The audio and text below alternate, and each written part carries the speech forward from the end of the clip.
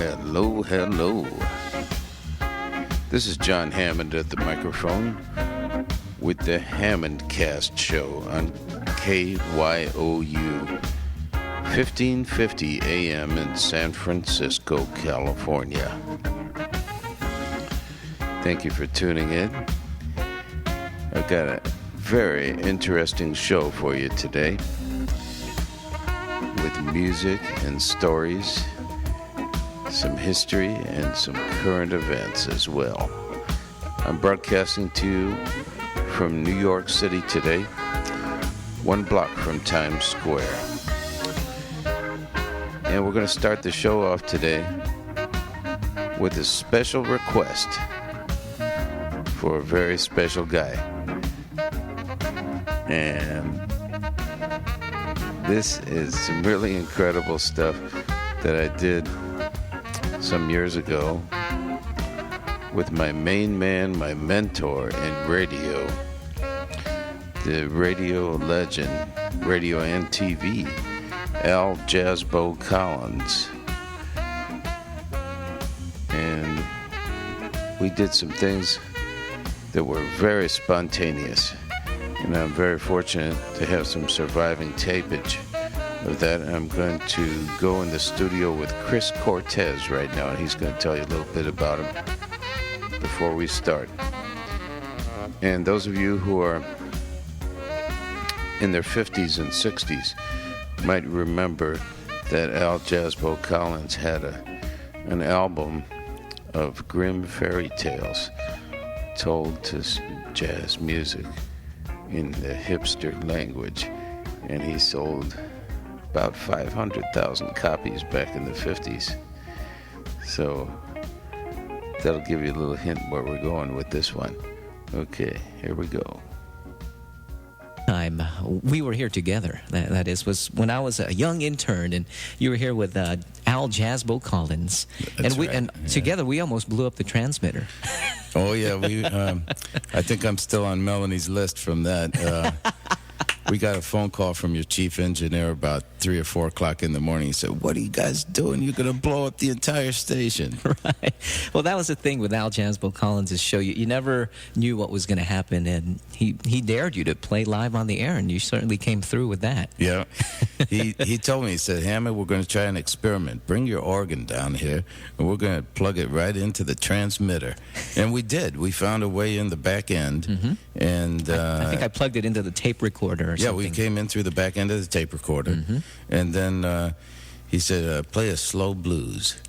And I just laid down a nice, greasy, slow blues, and he started doing his inimitable version of Little Red Riding Hood with the hipster language that he was so famous for. He was the first real hip cat, Absolutely. So it was great to have him on the airwaves way up to the end of his life and career, and it was a big, big honor for me to work with Jazzbo. He was my main man. He was one of my mentors, and he gave me my very first break on the radio in New York on WNEW. Is that right? Yeah. Is that how far back you guys go?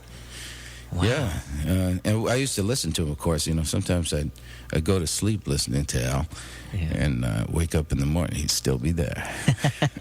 Well, Jon Hammond is our guest in studio, and Jon, you're just a man of many parts. You play the accordion, you play the B3, you're a host on television as well as radio. And what else? Did I forget anything? Record producer, world traveler. Well, yeah, you have to wear a few different hats in this business, Chris. I don't have to tell you. I know it. We're all involved in production, and since I've been very fortunate to travel around the globe for quite some time now, I find myself in the position of being an entrepreneur and impresario for some of the great talents that I've been very fortunate to meet and very often play with in different countries. And with the power of TV and radio, I've been able to give some very talented young talents their first exposure in New York. And I never forget the guy who opened the door for me, who was actually Jazzbo, And, yeah. I think that when you think back in musical history, like Ed Sullivan, he broke a lot of talents on his show. And, it's always a great honor and privilege to be involved with a great breaking talent, So, even though I'm a musician myself, I've been really caught up in some incredible talent that I just, Bernard Purdy told me something one time, a long time ago, and it really stuck in my mind. He said, Hammond, you can't stop a hit. You cannot. Right. That is so true. And we should mention that you should not confuse Jon Hammond with Jon Hammond, the famous record producer of New York City, or infamous in some or the camps. singer. Or the singer. Yeah. Right. And then there's another organist as well, Johnny Hammond. Johnny Hammond Smith, yeah. But you are the original Jon Hammond. Right, and with no age. No age. And there's actually another cat, too, that spells his name exactly like I do, is a jazz radio broadcaster back in Connecticut. And so we've been in touch, and all the Jon Hammonds we've been keeping in touch. One is a real estate agent. There's another cat who's a BMW dealer. Right. And I have deals with both these cats. When I hit the big time, the real estate dealer is going to cut me a deal on a house, and the other one's going to give me a deal on a car. Yeah, that's the way to do it. Yeah, and when I started the Jon Hammond Show TV show 21 years ago. Okay, let's go back a few years in the studio with Al Jazzbo Collins. Big Al. Yeah. Yeah, that sounds good. I like that. And I like especially when you play like 20 fingers together, I like some of that Milt Buckner chording, That's always nice. Well, just keep playing back there behind me, We'll just leave it cracked open, but go half as slow as you went before. Let me hear the tempo.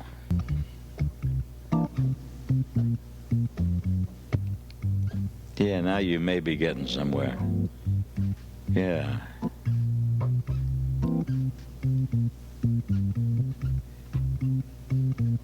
Once upon a time in the land of Oobladi, there lived a fine chick named Little Red Riding Hood.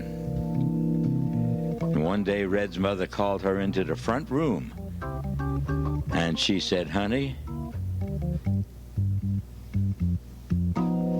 I got some bad news for you, and you're the first to know." "What's up?" said Red. "Well, it's your grandma," said her mother.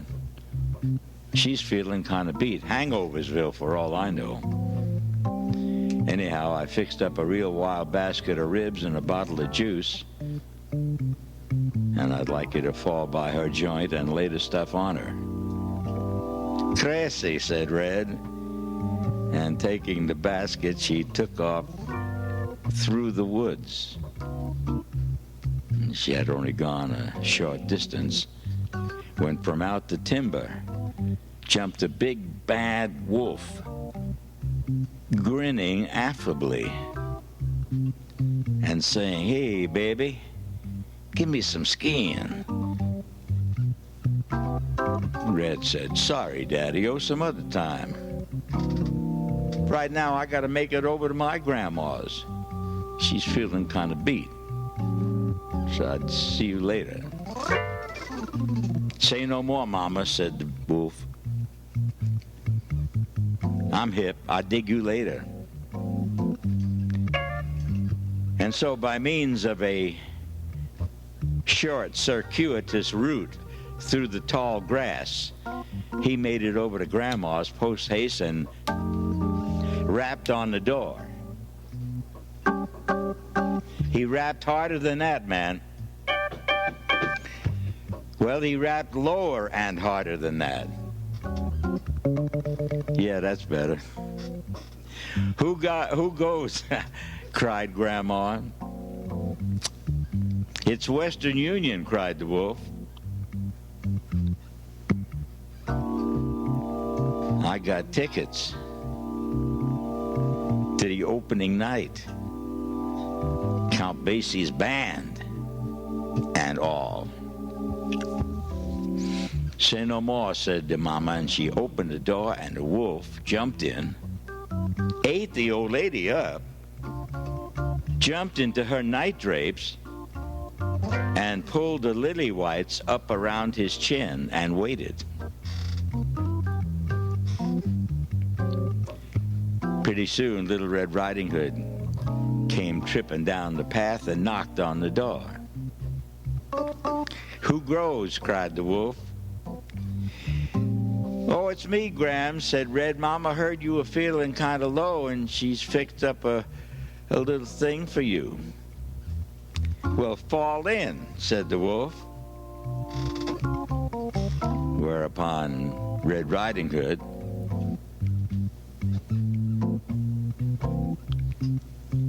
looked at that furry head on her pillow,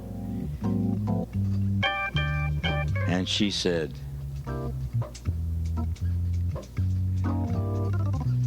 "You know, you don't look like my grandma at all." And she says, "That's a big nose you got there." He said, "Yeah, it is a gasser." "And those ears," said Red. "Yeah, I know," said the wolf. "Let's just say somebody goofed." "And those teeth." She couldn't say teeth.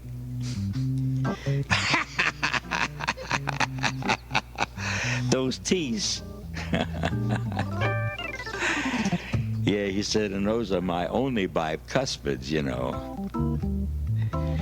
She says, "No, man, I don't want to come on square and ask to see your card. But you don't look like my grandma at all. You look like some other cat." "Baby," said the wolf, "you're flipping." "No, man," she said, "no, I just dug your nose again, and it's just too much." Whereupon the wolf says, "What is this anyhow, face inspection?" Whereupon he jumped out of bed and began chasing Little Red around the cabin. They went thither and yon and hither and yon. Hither and yon, and you're on KYOU Radio, 1550 AM, San Francisco, California, and on the net at www.kyouradio.com. This is Jon Hammond with the Hammond Cast Show. Let's go back to Jazz Bow. This time for half a chorus, John, of some wild music, so get in there.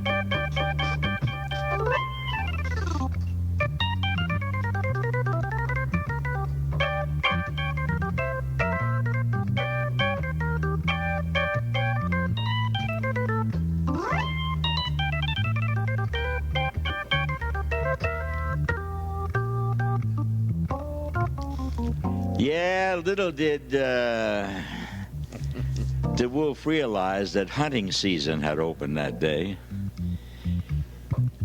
And a passing hunter heard Little Red's cry for help. So he bashed in the door and dispatched the wolf with one single shot. That was a good shot. Take your best shot, man. I usually have more fun with that, but that's all right. We're on our way to the end of the story. The end of the story is where Little Red looks up into the hunter's face, and she says to him, "You know, your timing was like the end." And so it was.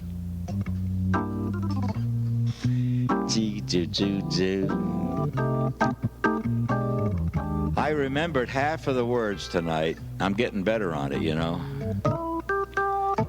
But I left out some of the best lines. I don't know how I'm going to get them in there. I'll have to do it again sometime. It's getting close to 10 o'clock here in the purpleness of the grotto. And we're down to the 6th purple nub on the calibrated candle indicating the time.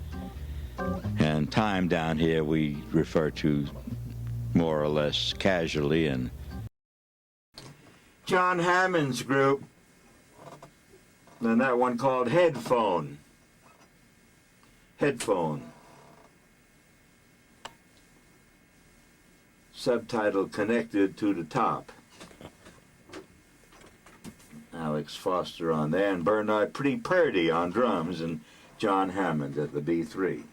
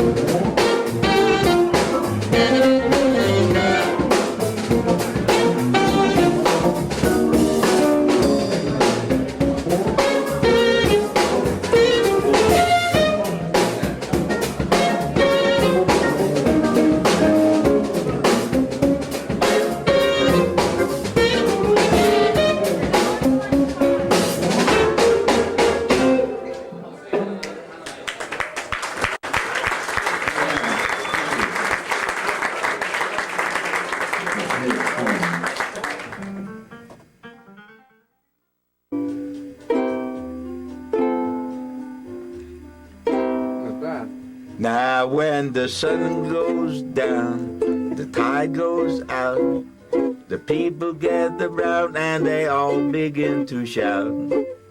Hey, hey, Uncle Dud is a treat to beat your feet on the Mississippi mud. It's a treat to beat your feet on Mississippi mud. What a dance do they do? Lordy, how I'm telling you, they don't need no band. They keep time by clapping their hand with their hand. Happy as a cow chewing on the cud. People beat the feet on the Mississippi mud. People beat the feet on the mud. Yeah. It's just fun. It's killer.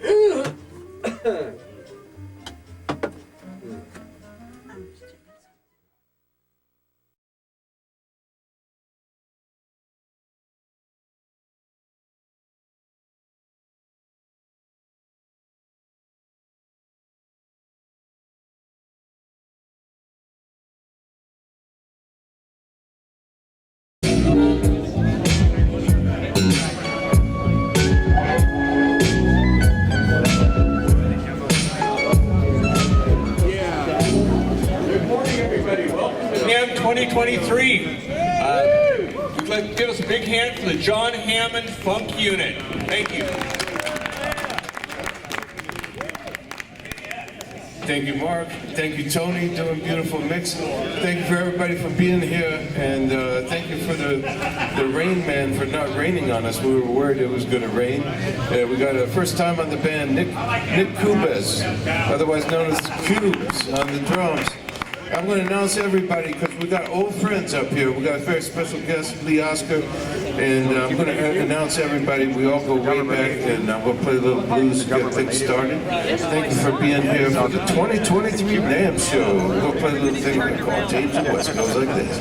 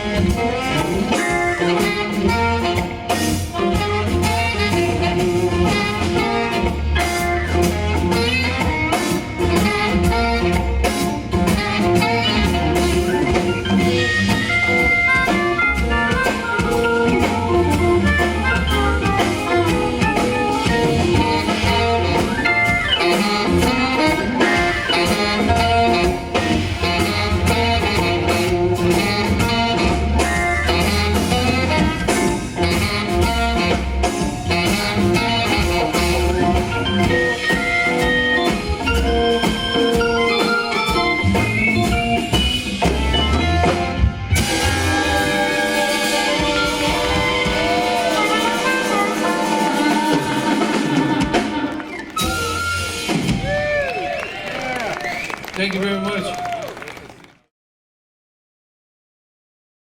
I read it and I couldn't put the book down. My mother read it. She couldn't put the book down. Your mom has a great style, a great taste, and she's got a good son named Jon Hammond. Thank you very much, Joe. Well, it's been really a big pleasure speaking with you. It's a big honor, and I know we got to get out of here before your phone rings again, because you have legions of women called. They all want to hear that famous Joe. They all want my body. No, they all want my advice, and my advice to them is enjoy life, and life is short, and this is an honor. I hope you're going to invite me back to be on your show soon. Absolutely. We're on every day on KYOU Radio. Before we get out of here, Joe, what can you say to our listeners on KYOU Radio? Joe Franklin here on KYOU Radio, and I do mean YOU. You are listening to Jon Hammond. He's a great musician, great broadcaster, all around. Good Lifetime Achievement Award goes to Jon Hammond, and you for watching and listening. Thank you so much. You're the man, Joe. It's fate.